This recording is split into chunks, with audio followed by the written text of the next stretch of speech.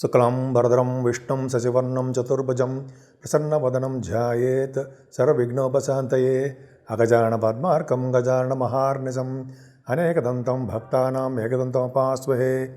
ఓం గం గణపతయే నమః. ఓం శ్రీమాత్రే నమః. ఓం శ్రీ గురుభ్యో నమః.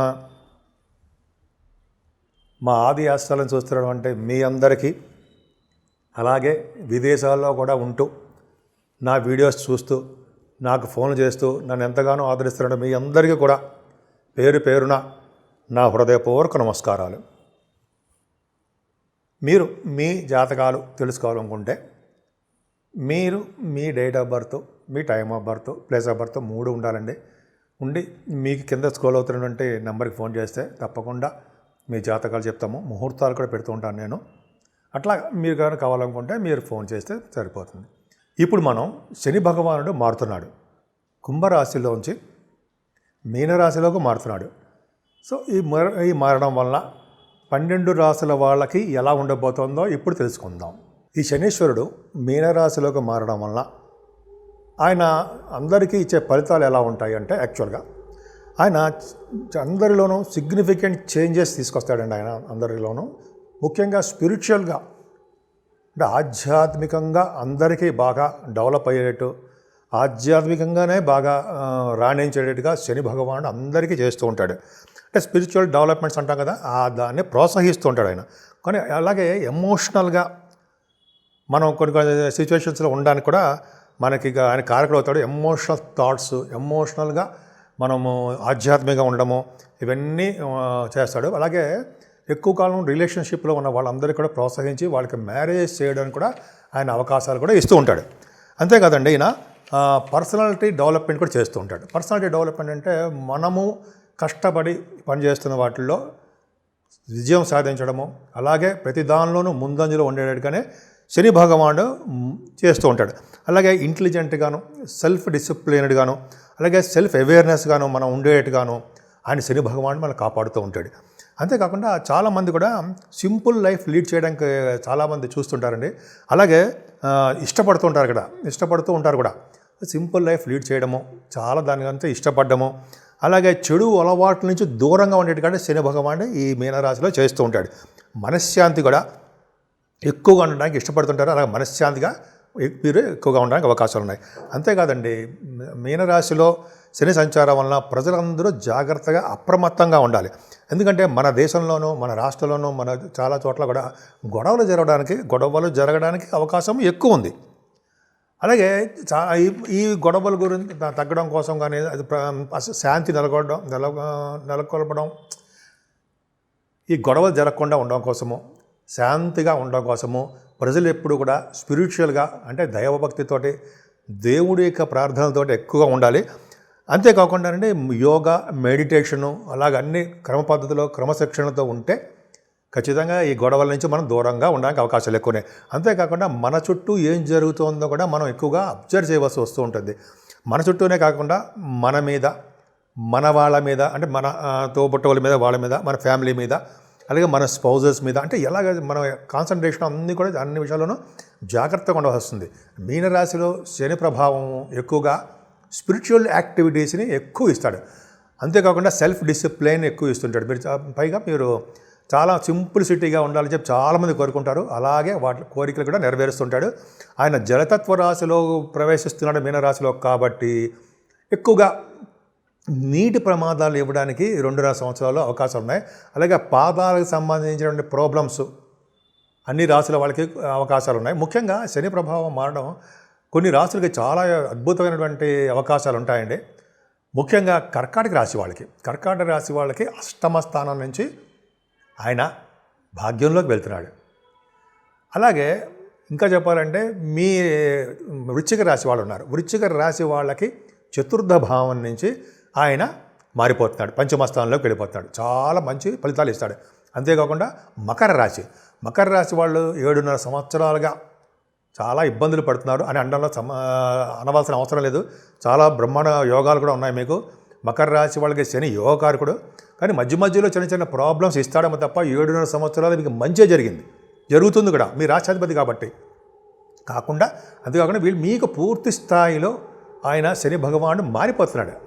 7.5 సంవత్సరాలు కంప్లీట్ అయిపోయి ఆయన 3వ భావంలోకి వెళ్ళిపోతున్నాడు. కాబట్టి చాలా మంచి యోగాలు ఇవ్వడానికే అవకాశాలు ఎక్కువగా ఉన్నాయి. సో శని భగవానుడు ఈ విధంగా ఓవరాల్గా 12 రాసుల వాళ్ళకి ఈ విధంగా ఇస్తాడండి.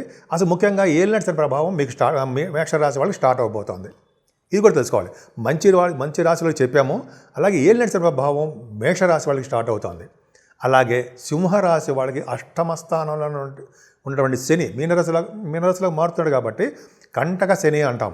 అంటే విపరీతమైన దోషాలు ఇస్తూ ఉంటాడు. చెప్పుకుందాం సింహరాశి వారికి వచ్చిందో చెప్పుకుందాం. ధనుర్రాశి వాళ్ళకి 3వ భావం నుంచి 4వ భావంలోకి శని భగవాన్ మారుతున్నాడు. సో ఈ 3 రాశుల వాళ్ళకి శని యొక్క ప్రభావం ఉంటుంది. ఇందా చెప్పిన కర్కాటకము, వృశ్చికము, మకర రాశి వాళ్ళకు చాలా హ్యాపీగా వాళ్ళ యొక్క శని ప్రభావాలు తొలగిపోతున్నాయి. సో ఈ విధంగా శని భగవానుడు ఏం చేస్తున్నాడో తెలుసుకున్నాము.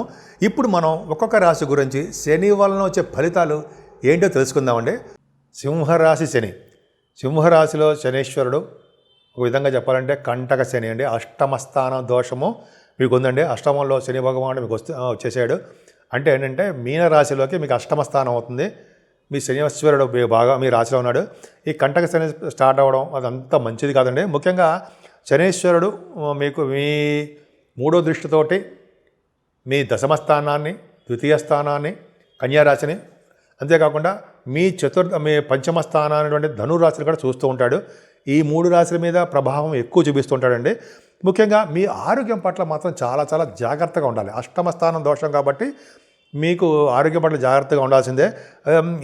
ఆరోగ్యం పట్ల మీరు కానీ నిజంగా అశ్రద్ధ చూపిస్తే అది క్రానిక్ ఇల్నెస్గా వెళ్ళిపోవడానికి అవకాశం ఉందండి.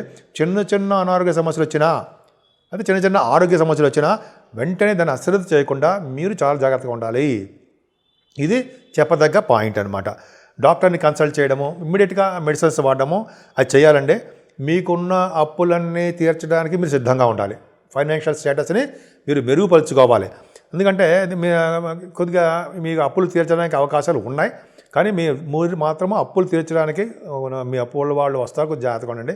లీగల్ మ్యాటర్స్లో మీరు ఫేవరబుల్గా ఉంటాయండి. అది అదృష్టం. లీగల్ మ్యాటర్స్ మీకు ఫేవరబుల్గా సక్సెస్ఫుల్గా ఉంటాయి. అందులో డౌట్ లేదండి. కాకపోతే ఏంటంటే మీ ఊహించని ఖర్చులు ఉంటాయి సార్, ఊహించరు. ఆదాయం కంటే ఎక్కువ ఖర్చులు కనిపించేస్తూ ఉంటాయి అష్టమ శని వలన. కొద్దిగా అప్పులు అంటే కొంతమంది అంటారు సార్ అప్పులు అంటే కొంతమంది అంటే ఖర్చులు, ఆ ఖర్చుల కోసం అప్రమత్తంగా ఉండాలి. మీరు అప్రమత్తంగా ఉంటే కొద్దిగా కేర్ఫుల్గా ఉంటే సరిపోతుందండి. చిన్న ప్రాబ్లమ్స్ వస్తాయి. కానీ ఫ్యామిలీ విషయంలో కూడా మీకు ప్రాబ్లమ్స్ రావడానికి అవకాశం ఉందండి. సమయానికి మీకు డబ్బులు కూడా సమకూరలేకపోవచ్చు. ఎందుకంటే శని ప్రభావం వలన కొద్దిగా మీకు చిన్న ప్రాబ్లమ్స్ ఇస్తాడు. అంతేకాకుండా మీ వృత్తిలో కూడా మార్పులు వస్తాయండి. మీరు కష్టపడి పనిచేస్తే తప్ప మీరు ప్రమోషన్స్ సాధించలేరు. కొంతమంది ఉద్యోగాల్లో కూడా పోతూ ఉంటాయి, ఉద్యోగాల్లో మార్పులు వచ్చేస్తూ ఉంటాయి. చిన్న ప్రాబ్లమ్స్ మీకు వస్తూ ఉంటాయండి. మీరు కష్టపడి నిజాయితీతో పనిచేస్తే తప్ప మీరు విజయవంతం కాలేరు. ఇంకా చెప్పాలంటే జూలై నుంచి నవంబర్ వరకు కూడా శనీశ్వరుడు రెట్రోగ్రెషన్లో వక్రగతిలో ఉంటున్నాడు. కాబట్టి ఈ టైంలో అంటే వక్రగతిలో ఉన్న టైంలో మీకు అనుకూలవంతమైన పరిస్థితులు ఏమాత్రం ఉండవు. ముఖ్యంగా ఆ టైంలోనే మీ ఆరోగ్యము, మీ పేరెంట్స్ యొక్క ఆరోగ్యము, మీ స్పౌజ్ అంటే భార్యాభర్తలు ఎవరైనా పర్లేదు, వాళ్ళ యొక్క ఆరోగ్యం పట్ల శ్రద్ధ వహించండి.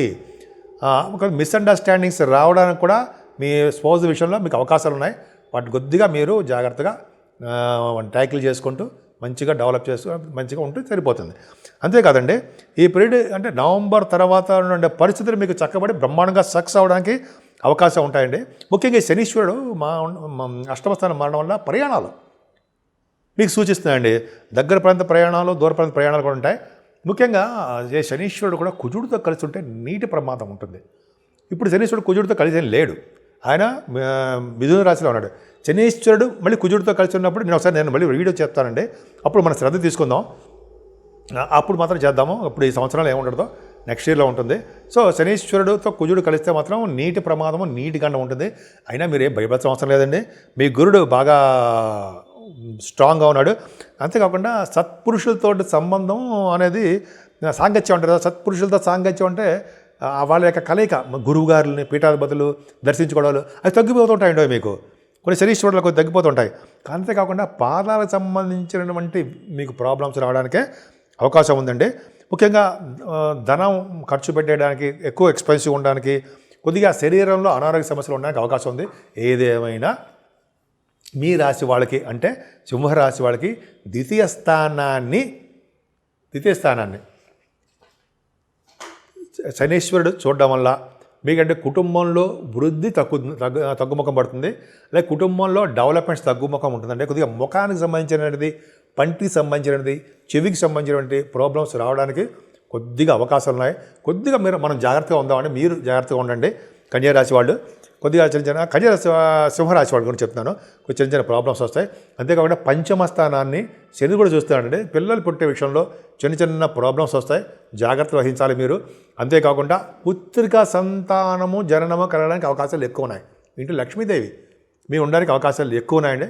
అంతేకాకుండా శనీశ్వరుడు పంచమస్థానం శనీశ్వరుడు ఉండడం వల్ల ముఖ్యంగా ఈ సాఫ్ట్వేర్ రంగ ఉద్యోగస్తులకి ముందు వాళ్ళకి తర్వాత చెప్దామండి.